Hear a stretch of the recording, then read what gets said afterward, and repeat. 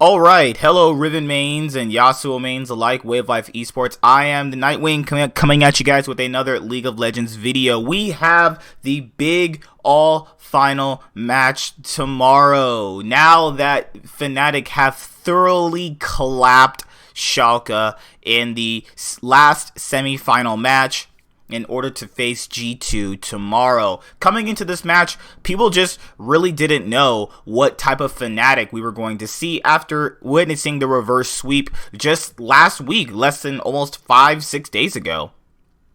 A lot of people had questioned Fnatic's mental fortitude and how strong their mental fortitude would be in a best of 5 moving forward. Schalke did not look that good against Rogue, so Fnatic were easily the favorites, going into this matchup moving forward in today. Basically, if you're Fnatic, all you have to do is want to prove how much you can actually not show in today's matchup. If you can win with basically just basic stuff, in order to the point of where you don't have to show your creative picks or the stuff you've been practicing in scrims, maybe against your academy team, then you're probably most likely going to have a pretty good day, in which they did. Schalke played abysmally throughout most of the games. Upset was really trying to carry them in every single aspect that you can see. The bot lane was more or less so getting pretty taken down by Fnatic's bot lane. You had Hylissang popping off on his pike even in the last game. Abadage looked pretty visibly bad, after a while there. He kept getting put on the Aatrox mid, and I was over here thinking to myself, God dang, what are they doing with this guy? Why is he on Aatrox mid if he can barely play Corki properly? It's just a combination of him playing badly all days out of the combination of champions that he was able to play. So, going into game 1, it's a pretty big shellacking. Trick played pretty good all the way up until game 3. And then you have to factor in that he just got mentally tilted after they couldn't really do anything. Fnatic ran comp in which all 3 games were basically like, it made it really hard to team fight from Schalke's perspective. With that being said, having the comp that Fnatic has, you have to kind of, not fall too far behind in the early game. And we even saw today when Whipple was playing the Karma pick, or if any of the, or I think Nemesis played Karma as well at one point, they looked really well on it. Maybe it's literally just all based off the player on how the Karma will look. We know the Karma is thoroughly, heavily criticized by a lot of people, in every single other region, as it being literally just a scrim pick. It's a scrim god pick, as a lot of players would like to, put it out to be, but the overall match never really details that. So Fnatic literally dominates Schalke all the way around. Heading into this match, this is the rematch of the spring of the summer finals last year, so you knew Schalke wanted revenge. You factor in that if they wanted to actually even face G2, they were most likely going to get utterly destroyed anyway by the gameplay they would have had shown today, which was looking really rough for them, because you're going into this with maybe less scrim partners. Maybe their academy team was beating them too. They just really looked mentally defeated after game 2, because in game 3 it looked like they might have made a decent stall out with the Baron, but overall Fnatic's composition that they had kept throwing at them was just mentally throwing them down. And the reason why I say that is because you can look at it through the player cams and go like, man, these guys are really getting annoyed that they just couldn't catch out Fnatic's comp, at how much mobility the overall comp actually had. Fnatic secured all the Drakes, all the objectives, and you're pretty much looking forward to tomorrow as how, basically, G2 could take on Fnatic in a certain way. So to basically wrap up the series, Fnatic literally dismantled Schalke. Some people are going to say it looked close. No, it did not look close. It looked like what you would expect, a second place team facing a fourth place team. And realistically so, it should have been a lot closer, but as we know, Fnatic are the better team. They have the better players verbatim and in pretty much every single role, and you can debate that, but today doesn't debate that the fact that Fnatic is now historically 16-3 against Schalke. So when people say Upset could eventually challenge Reckless, he's going to need to start beating Fnatic eventually. Or maybe one day when Reckless retires, he becomes a part of Fnatic. So looking at the matchup to tomorrow, basically I'll combine the two videos right now that I would have did separately for this. G2 playing up against Fnatic. Fnatic are heavily wanting to get their revenge for last week for getting reverse swept. I think that the match against G2 will be a little bit, and I mean a lot harder than the one they had to face against Schalke. G2 are coming in as heavy favorites still, even after the reverse sweep.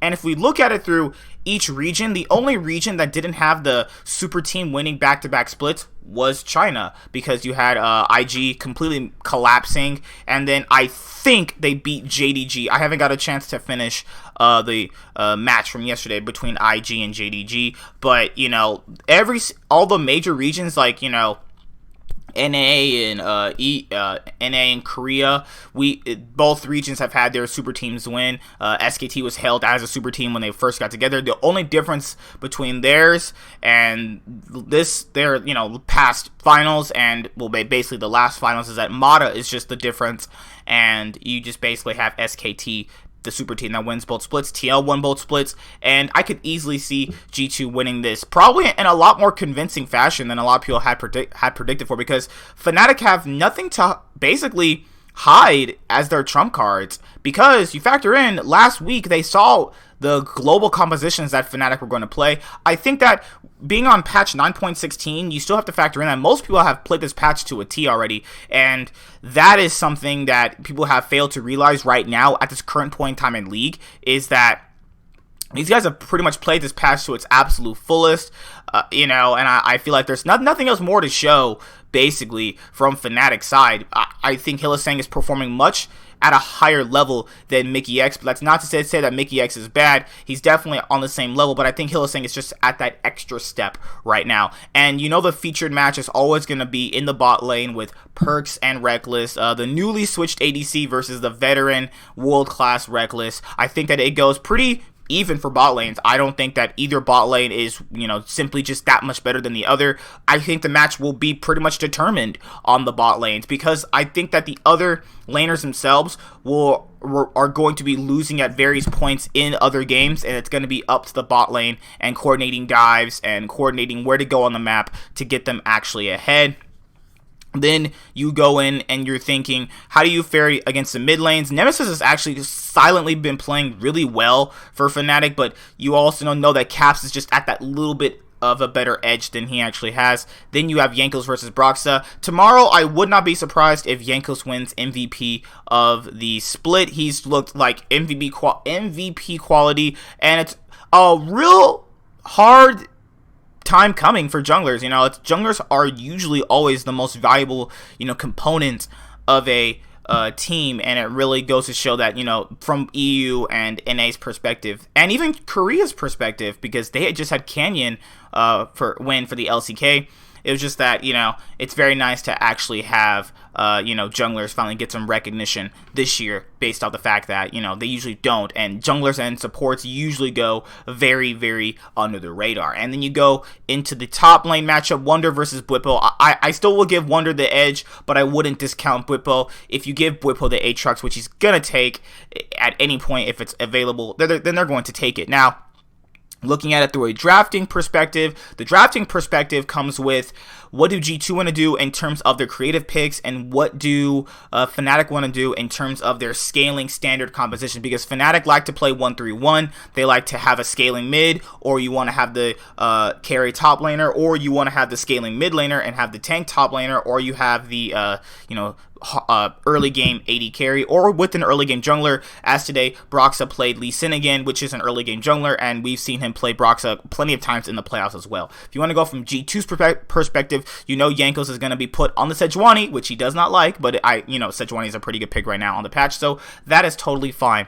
And I think that overall, looking at how the teams have played and looking at that, basically Fnatic have nothing to show that then they've already have, unless they have some super secret strat that they just haven't shown yet because they prepared that for Fnatic instead of showing it versus Schalke, then they might have another chance. I want 5 games, at the end of the day. Love hearing some silver scrapes, but I feel like this is going to be a little bit, this is what should have happened last week, but I feel like it's going to happen this time around. I feel like that both squads are great. Out of all of the EU teams, Fnatic and G2 stand above the rest. Their biggest competition is Fnatic. These teams have won, these organizations for EU have just won the most trophies, and that's just how it works, They accept that one time in which Alliance won a trophy, but other than the Alliance winning a trophy, it's been pretty much G2 and Fnatic at the top of the league. So yeah, predictions for the match. I think G2 are going to actually win this one pretty convincingly in a 3-1 fashion. Or, hey, 3-0, but I'm not that crazy. 3-1, I'm going to say G2, and I'm going to say G2 win back-to-back splits this year, just like Fnatic won back-to-back splits last year. But if Fnatic did win, as much as that would suck, it's okay. Things happen. They're good players. I would expect no less from them, because if you're going to send, these teams to Worlds, you want to make sure they are actually at their strongest competition, at their strongest level, at their maximum peak level. And with beating Schalke today, Fnatic qualify for the World Championship for 2019. So I'll see you guys later. Bye. Have a good day. The Nightwing Wave of Esports is signing out. Peace. Hi there guys, be sure to like and subscribe to the channel for more stuff. Yeah, thank you.